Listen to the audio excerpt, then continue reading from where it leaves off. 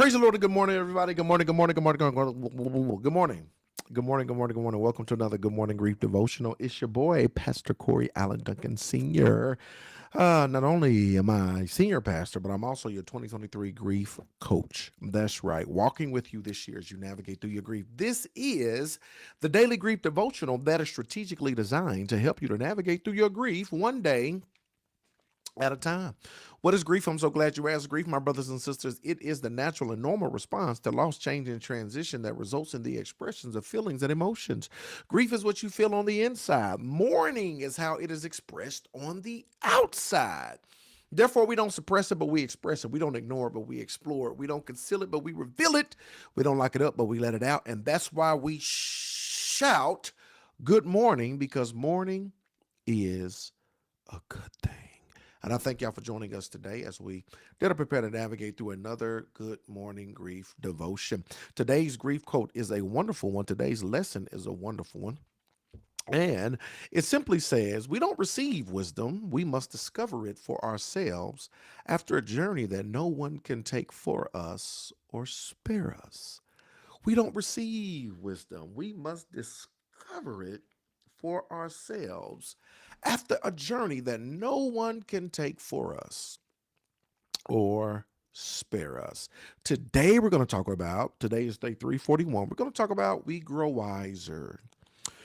We grow wiser. I'm stronger. I'm wiser. I'm better. Much better. That's what Marvin Sapp in his song said in his song, Never Would Have Made It. He said, I'm stronger. I'm wiser because everything he's been through and dealt with. How has grief enabled you to become wiser? How has grief enabled you to become wiser, right? I love this quote, y'all. It says, we don't receive wisdom, we discover it for ourselves after a journey that no one can take for us or spare us, right? We discover. What type of wisdom have you discovered on this grief journey? What type of wisdom have you discovered on this grief journey? We're going to pause for the calls just one time for the one time. If you so feel led, just drop it in the chat. What type of wisdom have you discovered on this grief journey? If you want to drop it below real quick, what type of wisdom? We don't receive it. We got to discover it on a journey that no one can take for us. The grief journey, it is individualized. It is what you go through. It is what you endure, right? And even though, just say like if if you and your siblings lost a parent, say you have five siblings, say you have four siblings, so it's five of y'all. You experience this loss, change, and transition. All of you are on this journey, and even though you're in the same storm, you're in different boats, right? Your journey is your journey. You all experience different things. You all discover different things while you're on this journey. What wisdom have you discovered as you navigate through this journey? Carmen Kennedy said, love, a word that comes and goes, but few people really knows. Love. I love it. Anybody else? What wisdom have you discovered on this journey? What wisdom have you discovered on this journey? You know, we really don't be talking like that, Pastor Duncan. You asking us questions, trying to engage us, and we really not going to say a whole lot because we just here to listen, and we don't want to type. We want to listen. What wisdom have you discovered on this journey? Nakisha, everything doesn't need to be said. That is so good. That is so true. I say everything that runs through your mind shouldn't run out your mouth. Everything that comes to mind shouldn't come out your mouth, right? Everything that runs through your mind um, shouldn't run out your mouth. Everything doesn't need to be said. Very good. I love it. Courtney Latrice says to take nothing, anything, or anyone for granted. Use your words wisely. The last thing the last thing you say may be the last thing they hear you say. Yes, this is so very true, right? Last words are lasting words, right? And so, um, That is so very true. Take nothing or anything or anyone for granted. Use your words wise. Nikisha said, actions speak louder than words. They certainly do. I ain't gonna listen to what you say. I'm gonna see what you do, right? Because that's gonna tell the tale. Sean Spell says, understanding the wisdom that she has discovered is understanding. This is so awesome. I love it. I love it. All right, that's good, y'all. That's good. Um, we grow wiser, right? Here it is. We grow. I've learned to let it out. Thank you, Shanika. She says, I learned to let it out. Here it is, y'all. We grow wiser, right? We grow wiser on our journey through grief. We grow wiser on our journey through grief. And I think this, let me just pause real quick. I think that's important to know because yes, you are on a journey of healing. You are on a journey of navigating through your loss, change, and transition. One thing that we begin to know that even while we're being healed, guess what? We grow wiser. You are growing wiser. Everything that has happened, everything that's transpired, you are gaining wisdom on this journey. There is so much perhaps that maybe you didn't know that now you do know. Maybe all of the principles that you all mentioned, everything that you said that that you discovered, maybe you were unaware of it before this. Maybe you were aware a little bit of it, or maybe it just really intensified, right? That you grow wiser as it relates to love. You grow wiser as it relates to not taking anything or anyone for granted. You go wiser as to being mindful of the things you say. You've grown wiser as it relates to understanding. You've grown wiser as it relates to letting it out. You grow wiser as it relates to everything that y'all said. That everything doesn't need to be said. One thing that this journey is doing is helping you to grow wiser. It's helping you to grow wiser, and the wisdom that you gain, you can continue to apply it towards the rest of your life. I say it all the time, you can't do anything about the time you lost, but what are you going to do with the time you have left? Right? You can't do anything with the time you lost. You are shaping up to be a better version of yourself, right? And a lot of times as you continue to move forward and grow, people they get this wiser version of you. You are able to live your life is richer because you've grown wiser, right? That your life is enriched, that your life is richer. Why? Because you've grown wiser. And you can take these principles that you are learning, that you discovered, and as you apply them to your life, right? When you come across another situation or you help somebody else in another situation, you take these principles, you apply them to your life, this self-discovery, right? And it makes your life richer because you've grown wiser, right? We grow wiser on our journey through grief, but it is wisdom we work hard for. We definitely earn it. If we could live our lives without ever experiencing loss, we would choose such a joyful existence over wisdom. If we could live a life without loss, we would choose that over wisdom, right? We would be like, yeah, let me get that. I'll take that for 100, Alex, right? But alas, this is an impossibility.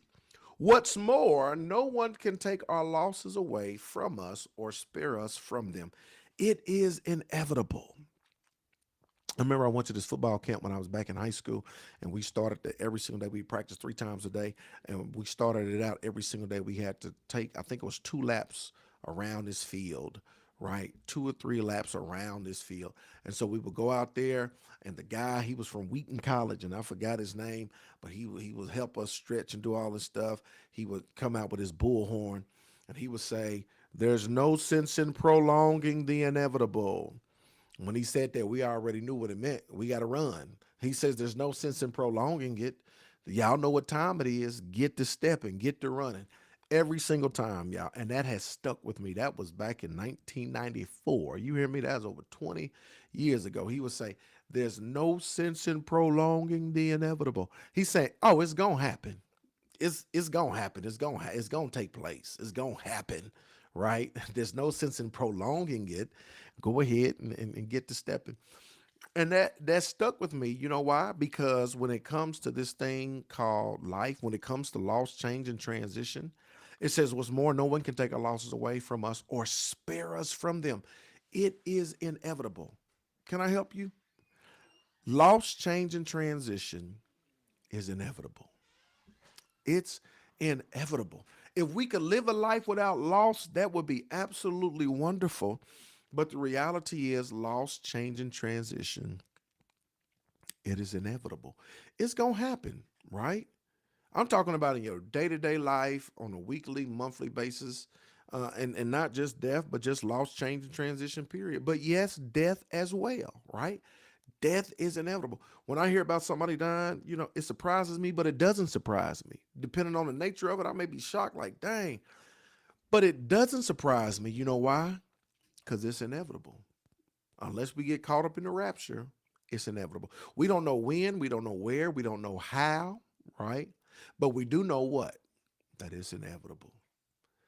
And so when it comes to this thing called life, and I wish we could live a life without loss, but you know what? It's inevitable. So as you continue to navigate and you discover on this grief journey, not only are you healed, but guess what? You're growing wiser. You are growing wise. And let me tell you this. Let me tell you this. You're growing wiser because, and I don't mean to be morbid or sound, dark or nothing like that. But guess what? You will experience loss again, right? Look at your life. Look at who remains. If you don't go before them, then it's a possibility. The only other scenario is for them to go before you. And so, with this wisdom that you're gaining from this loss, right, it is absolutely positively imperative that you continue to go, you continue to grow, you continue to heal, you continue to discover, right? Because the wisdom is making your life richer and is strengthening you, right? And is helping you and even preparing you for the next loss, whatever that may be, right? Not speaking nothing into existence. There ain't nobody. I'm just helping you to understand, right?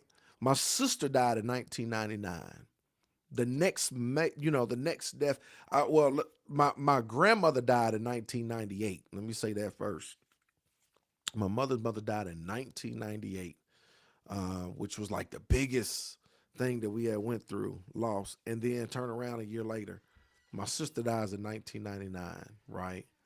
And then my father dies in 2011. And so a year apart from my grandmother and my sister, and then 99 to 2011, 10, 11, 12 years apart, from that. And, from each one, you grow wiser, you grow richer, you heal, right? And even when the next one happens, it's not saying that, oh, I've been here before, so you super duper strong and you don't have pain or go through. No, you still gonna do all of that, but you strengthen yourself. You're why. And let me say it like this: when you learn those lessons, it helps you in the now to better live out your relationships with other people, right? Because if I took life for granted before 98, 99, I didn't after that. And so enjoying moments, minutes, and maximizing those times and those opportunities, right? Because you grow wiser. And so it even enhances the quality of life, and it enriches you in such a way that it helps you to even navigate through relationships and things even better. Why? Because you are growing wiser, right? Um, yeah, you're growing wiser. Check this out, y'all. I love it. And so we lose and we grow wise. And that's the reality of the situation, y'all. We lose and yet we grow wise, right? Along the way, the more we embrace and express our grief, the wiser and ultimately more renewed we become. Along the way, the more we embrace and express our grief, the wiser and ultimately more renewed we become. It is imperative that you continue to express your grief. I hope you're journaling. I hope you have some type of release. I hope you're having conversations I hope you're doing something to express your grief. And really, y'all, truthfully, this should be an expression on a daily basis. I don't care if you got a journal by your bed. I don't care if it's one word. We used to do one word testimonies. Like, what's your one word testimony for the day? Every single day you got to get out of you what's on the inside of you, right? What's on the inside of you is grief.